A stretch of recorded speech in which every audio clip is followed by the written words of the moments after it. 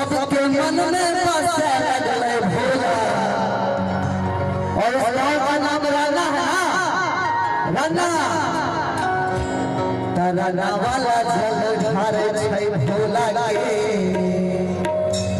समस्तीपुर वाला जल ढारे छै भोला के। ये राना की पावन धरती पे हम सभी लोग आए हैं माँ का जागरण करने के लिए, गुणगान करने के लिए। और एक ही बात कहना चाहूंगा सबसे कि जब सबके मन में बसे लगले भोला। बोले बाबा बैजनाथ की राना वाला जल ढारे छै भोला के, राना वाला जल ढारे छै भोला के, राना वाला जल ढारे छै भोला के, राना वाला जल ढारे जब पहनले लगे वरन चोला। सबके मन में बसे लगले भोला। राना वाला जल ढारे छै भोला के, राना वाला जल ढारे छै भोला के, राना वाला जल ढारे छै।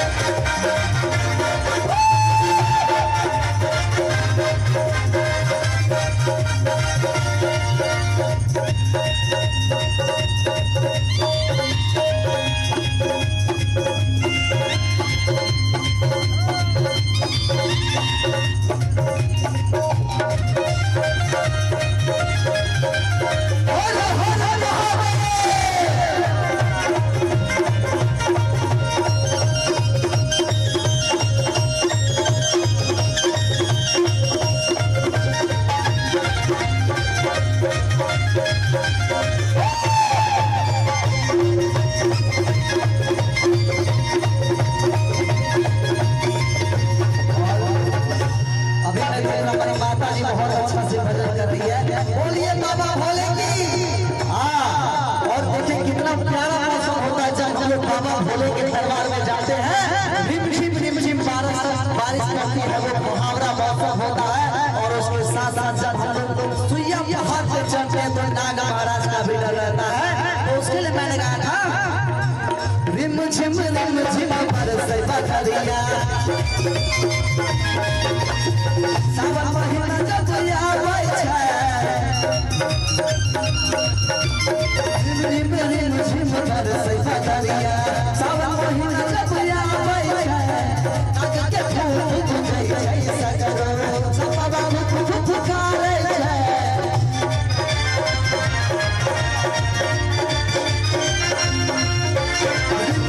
रिम झिम बरसे बदरिया, सावन महीना जब आबै छै, नाग के फूल फूटै छै सगरो, सब बाबा फुफकारै छै। और जब हम लोग बाबा भोले को जल चढ़ाने के लिए जाते हैं तो बहुत सारे हमारे युवा भाई डाकबम बन के जाते हैं, कांवरिया बन के जाते हैं। तो उनके लिए मैं कहूँगा ए हो डाकबम हिम्मत हमारी है, भले कितना हूँ वस्तु से लड़ी है। कि कौन जल ढारा है? राना वाला। राना वाला जल ढारे छै भोला के, राना वाला जल ढारे छै भोला के, समस्तीपुर वाला जल ढारे छै भोला के, राना वाला जल ढारे छै भोला के, राना वाला जल ढारे छै भोला के, राना वाला जल ढारे छै।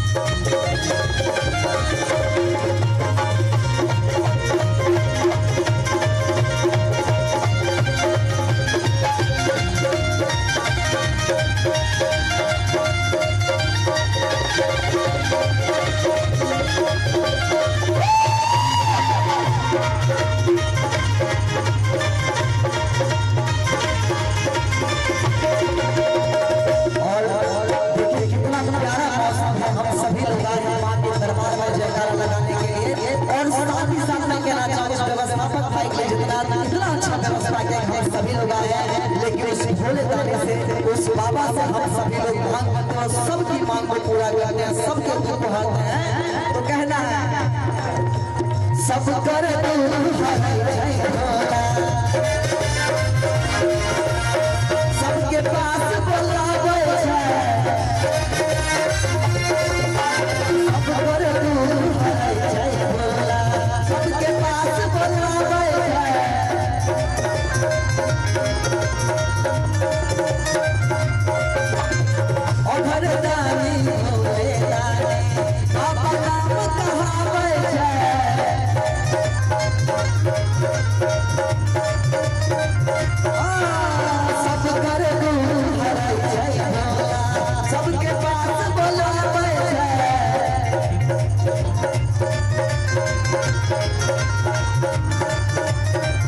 और हर दानी सबके गले लगावे छै